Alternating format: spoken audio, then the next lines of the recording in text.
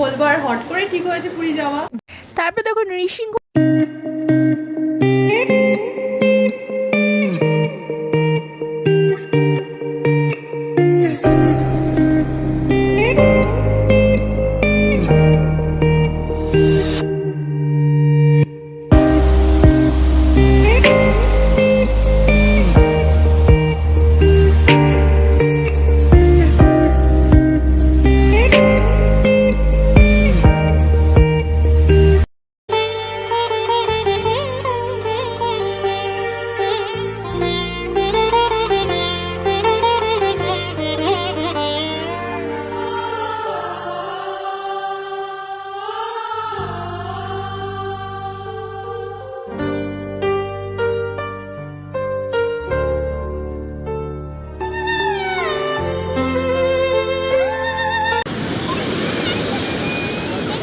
Hello guys, আমার channel most ডিয়ারটে আবারও সবাইকে ওয়েলকাম।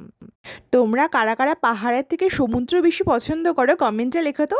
আমি কিন্তু পাহাড় আর সমুদ্র দুটোই ইকুয়ালি পছন্দ করি। সো তোমাদের তো আগের ব্লগে আমি দেখিয়েছিলাম, সেদিনকে সকালবেলায় আমি শপিং মলে গিয়ে ওখান থেকে এই ড্রেসটা কিনে এনেছি, এই কুর্তিটা। তো যাই হোক, কি বলবো, আর হট করে ঠিক হয়েছে পুরী যাওয়া।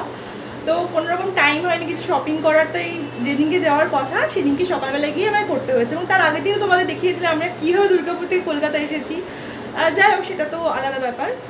সো দেখো আমাকে কেমন লাগছে বলো ড্রেসটা পরে।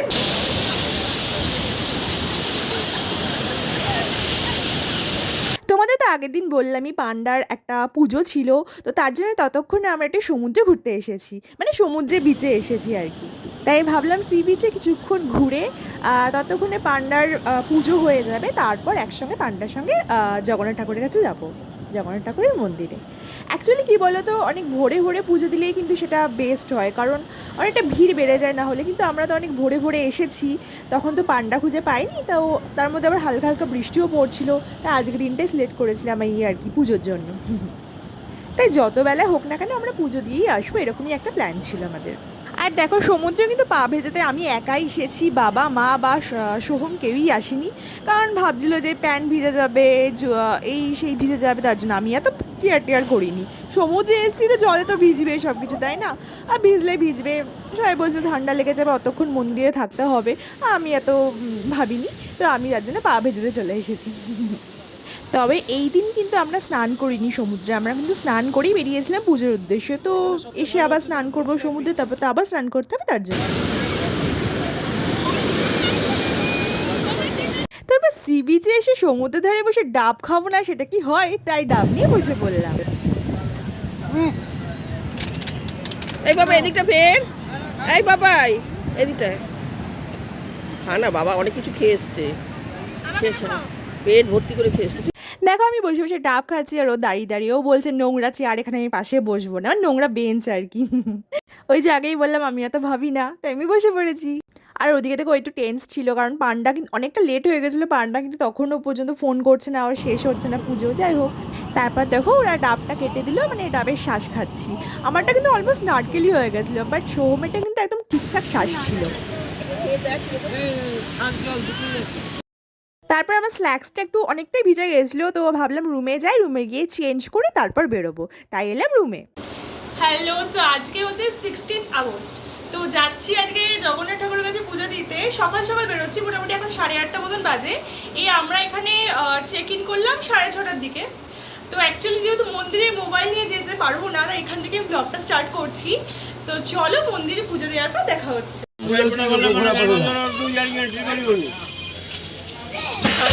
তারপর দেখো আমরা অটো করে নিলাম, অটো করে কিন্তু পৌঁছে গেলাম মন্দিরে। আর পান্ডাও কিন্তু আমাদের সঙ্গে এসেছিল, পান্ডা এসেছিল তার বাইকে। তোমাদের কিন্তু কিছুক্ষণ আগে আমি বললাম যে মন্দিরে মোবাইল নিয়ে যাব না, বাট দেখো যদি সবাই মিলে একসঙ্গে যায়, কেউ যদি হারিয়ে যায়, যদি কন্ট্যাক্ট করতে না পারি, তখন কি হবে? প্লাস একটু তো ভিডিও করবো বলো, এসেছি যখন। তার জন্য আমি কিন্তু আমারই একটা মোবাইলই নিয়ে গেছিলাম, মানে আমার মোবাইলটাই নিয়ে গেছিলাম, বাকি মা বাবা সোহম মোবাইলটা রেখে গেছিলো ঘরে। আর এখানে কিন্তু জুতো, মোজা, তারপর ব্যাগ, পার্স, সব কিছু মোবাইল রাখার জায়গাও কিন্তু আছে।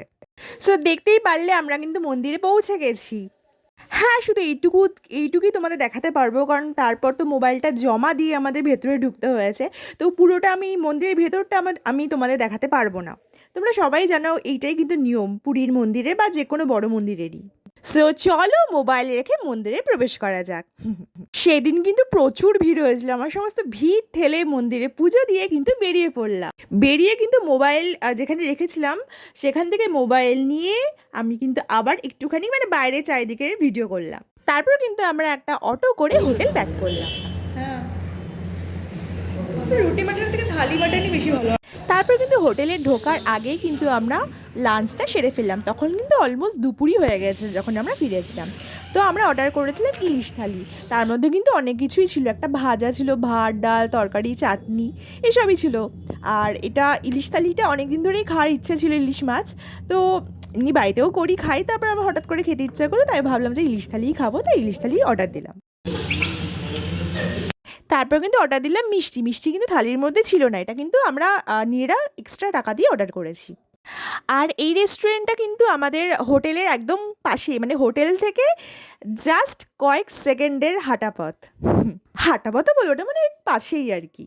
তারপর রুমে গিয়ে আমি কিন্তু রেস্ট নিয়ে রেডি হয়ে গেলাম সন্ধ্যের জন্য, সন্ধ্যেতে বেরোবো।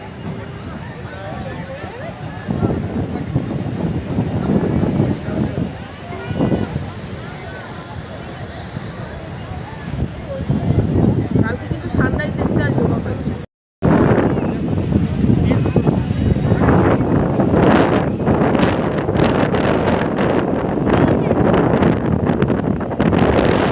সো বুঝতেই পারছো হাওয়ার আওয়াজ যে কি লেভেলের হাওয়া হচ্ছে।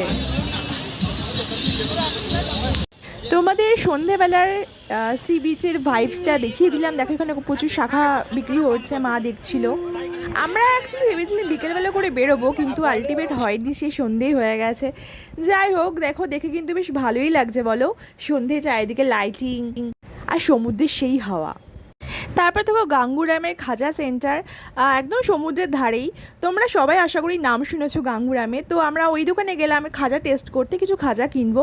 তো বাবা একটু খেয়ে খেয়ে দেখছে, আমার খাজা খেতে অতটা ভালো লাগে না, তাই আর কি খাচ্ছিলাম না। যাই হোক, তো এখান থেকে কিছু মিষ্টিও পাওয়া যায়, এখান থেকে কিছু খাজা কিছু মিষ্টি এসব নিলাম আমরা। তো এখানকার খাজা কিন্তু খেতে যথেষ্টই ভালো, নরম আছে। তখন খেতে নরম লাগছিলো, বাট কিছুদিন রেখে খাওয়ার পর কিন্তু সেটা শক্ত হয়ে যায়। এটা কিন্তু আশা করি সব দোকানেই হয়, তাই না বলো? তো যাই এখান থেকে খাজা কিনলাম। তারপর আবার হাঁটতে হাঁটতে দেখছি সি বিচে কোথায় কী পাওয়া যায়, কোথায় কী কী দোকান আছে। প্রচুর দোকান, তোমরা যা চাও তাই মনে হয় সি বিচের প্রত্যেকটা দোকানে পেয়ে যাবে। জামা কাপড় থেকে শুরু করে পুতুল খেলনা, আমি তো আবার সেলফি স্টিকও কিনেছি ওখান থেকে, মানে ব্লুটুথ লাগানো যে সেলফি স্টিকগুলো হয় সেইগুলো। যাই হোক, মানে প্রচুর ঘর সাজানো জিনিস থেকে শুরু করে সব কিছু তোমরা এখানে পেয়ে যাবে। আমার পক্ষে মানে পসিবল হয়নি প্রত্যেকটা দোকান ঘুরে ঘুরে তোমাদের দেখানো, আর কি যতটুকু পেরেছি ততটুকু দেখিয়েছি।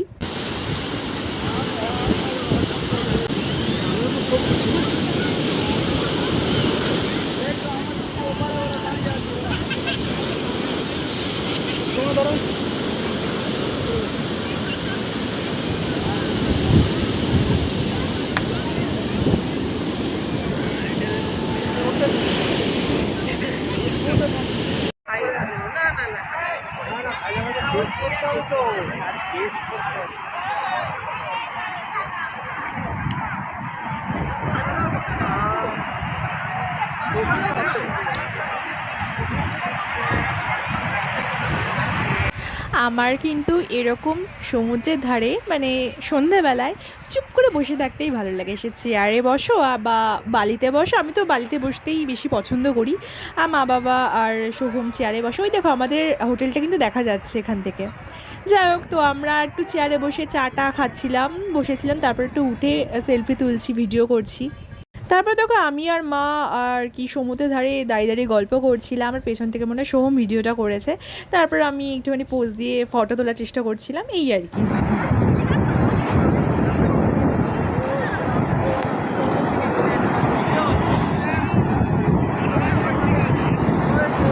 ভোরের সমুদ্র আর রাতের সমুদ্র মানে ওই সন্ধ্যের সমুদ্র কিন্তু আমার দারুণই লাগে। স্নান করার সময় যে সমুদ্র মানে কি বলবো, দুপুরবেলা যে সমুদ্রটা থাকে দেখতে, তার থেকে কিন্তু সন্ধ্যের সমুদ্রটি নিস্তব্ধতা, শান্ত, এরকম একটা থাকে, ফিল হয় আর কি। তোমাদের তোমাদের কীরকম লাগে কমেন্ট করে বলো। তারপর দেখো গাঙ্গুরাম থেকে কিন্তু আমি আবার মানে গজা কিনতে এসেছি, গজা না খাজা, খাজাই বলে আই থিঙ্ক, খাজা কিনতে এসেছি। তো যেটুকু খাজা কিনেছিলাম তাতে হয়নি, আরও কয়েক গ্রাম না কি বলে আমি জানিও না। তো সেই খাজা টেস্ট করে দেখছে বাবা আর সোহম, তারপর আরও কয়েক গ্রামই হবে হয়তো ওরকম খাজা নিল। তো এই আর কি সোহম তো লাস্টে বলছিল খাজা খেয়ে খেয়ে আমার পেট ভরে গেছে। তারপর মা বললো কিছু শপিং করবে, মা শাড়ি বিছানা চাদর এসব কিনবে বললো। তো যাই হোক, তারপর আমরা হাঁটা শুরু করলাম। কোথায় কি মল আছে দেখো, স্বর্গদ্বারটা দেখে চিনতেই পারছো, শ্মশান আর কি, তাই তো বলে, মানে স্বর্গদ্বারই বলে।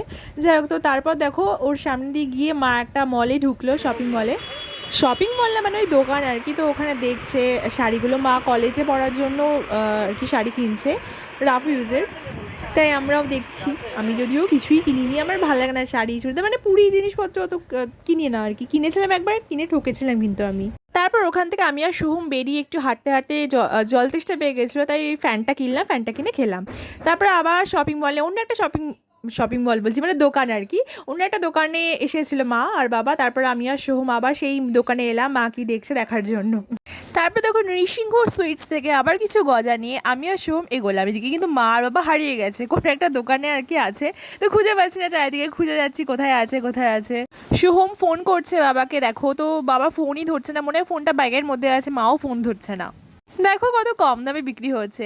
আমি আমার একটা ঘটনা বলি, একবার পুরীতে এসে কি হয়েছিল না, চুড়িদারগুলো সব 100 টাকায় বিক্রি হচ্ছিলো, ভাবতে পারছো 100 টাকায় চুড়িদার নাকি বিক্রি হচ্ছে। তো সেটা দেখে আমি কিনেছিলাম একটা, মা বাড়ি থেকে দেখি চুড়িদারটা পুরো ছেঁড়া, কি বলবো আর, যদিও সেটা অনেক বছর আগের ঘটনা। তারপরে তোকে হাঁটতে হাঁটতে মা আর বাবাকে কিন্তু আমরা খুঁজে পেয়ে গেছি। আলটিমেট মা কিন্তু শাড়ি বা মা যা যা কেনার দরকার ছিল সেগুলো সব কিনলো। তারপর শপিং টপিং করে কিন্তু খুব খিদে পেয়ে গেছিলো। তারপর কিন্তু আমরা বেরিয়ে গেলাম ডিনারের উদ্দেশ্যে। অনেকটা কিন্তু বেলাও হয়ে গেছিলো, মানে অনেকটা রাতও হয়ে গেছিলো। একটু আগে যে নীল আর হলুদ কালারের শাড়িটা দেখিয়েছিলাম সেটাই কিন্তু কিনেছি। তারপর দেখো এটা আমাদের হোটেলের সঙ্গে থাকা রেস্টুরেন্ট, আর হোটেলটা তোমাদের একবার দেখিয়ে দিলাম।